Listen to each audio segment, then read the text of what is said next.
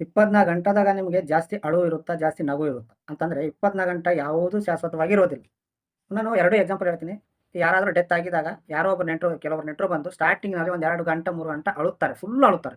ಹತ್ತಿದ ಮೇಲೆ ಮತ್ತೆ ಮಧ್ಯದಾಗ ಒಂದು 2, 3 ಗಂಟೆ ಸೈಲೆಂಟ್ ಆಗಿ ಕುಂತು ಮತ್ತೆ ಲಾಸ್ಟ್‌ಗೆ ಹೋಗೋ ಮುಂದೆ ಅಳುತ್ತಾರೆ. ಸೊ ನಡಬರ್ಕ ಒಂದು ಗ್ಯಾಪ್ ಸಿಗುತ್ತಲ್ಲ, ಹಾಗೆ ನೀವು ಮದುವೆ ಮಾಡ್ಕೊಂಬೋದಲ್ಲ, ನೀವು ಎಷ್ಟೋ ದಿನ ನೀವು ಕಷ್ಟ ಬಿದ್ದು ಲಾಸ್ಟಿಗೆ ಮ್ಯಾರೇಜ್ ಆಗೋ ದಿನ ಸ್ಟೇಜ್ ಮೇಲೆ ಅವಾಗ ಸಂತೋಷ ಸಿಗುತ್ತೆ. ಅವಾಗ ಎಲ್ಲರೂ ನೆಂಟರು ಬರ್ತಾ ಇರ್ತಾರೆ. ಫುಲ್ ಸಂತೋಷವಾಗಿ ಸಿಗುತ್ತಾ ಇರೋಲ್ಲ. ಸೊ ಕೆಲವೊಂದು ಕೆಲವೊಂದು ಯಾವುದೇ ಆಗಲಿ ಯಾವುದು ಶಾಶ್ವತವಾಗಿ ಇರೋದಿಲ್ಲ. 24 ಗಂಟೆದಾಗ ಯಾವುದೂ ಅಳು ಇರೋದಿಲ್ಲ, ಯಾವುದು ನಗು ಇರೋದಿಲ್ಲ. ಹಾಗಂದಿದ ಮೇಲೆ ಸ್ವಲ್ಪ ಸ್ವಲ್ಪ ಇರುತ್ತೆ. ಇವತ್ತು ಕಷ್ಟ ಇದ್ದಿದ್ದು ನಾಳೆಗೆ ಸುಖ ಇರುತ್ತೆ, ನಾಳೆ ಸುಖ ಇದ್ದಿದ್ದು ನಾಡ್ದ ಕಷ್ಟ ಬರುತ್ತೆ. ಹಾಗಂತ ಎಲ್ಲದಕ್ಕೂ ಬೇಜಾರು ಮಾಡ್ಕೊಳಕ್ಕೆ ಹೋಗ್ಬೇಡಿ, ಅದೆಲ್ಲರಿಗೂ ಗೊತ್ತು. ಅಂದಿದ ಮೇಲೆ ನೀವು ಬಹಳ ಫೋರ್ಸ್ ಆಗಿ ನನ್ನ ಲೈಫ್ ಹೀಗಿದೆ, ನನ್ನ ಲೈಫ್ ಹೇಗಿದೆ ಥಿಂಕ್ ಮಾಡಬೇಕು.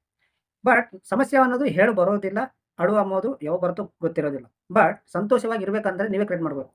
ಕೆಲವೊಂದು ನಿಮ್ಮ ಹತ್ರ ದುಡ್ಡಿದ್ದಾಗ ನೀವು ಯಾವಾಗ ಬೇಕಾದ್ರೆ ಅವಾಗ ಸಂತೋಷ, ಯಾವಾಗ ಬೇಕಾದ್ರೆ ಅವಾಗ ಫಂಕ್ಷನ್‌ಗಳನ್ನು ಕ್ರಿಯೇಟ್ ಮಾಡ್ಕೊಂಡು ನೀವು ಆ ಖುಷಿ ಪಡಿಬೋದು. ಬಟ್ ಅಳು ಹಂಗಲ್ಲ. ಅಳೋಕೆ ಯಾರು ಇಷ್ಟಪಡೋದೇ ಇಲ್ಲ. ಬಟ್ ನಗುಕ ಬಹಳ ಜನ ಇಷ್ಟಪಡುತ್ತಾರೆ. ಅದೇ ಅಲ್ಲ ಮ್ಯಾಜಿಕ್.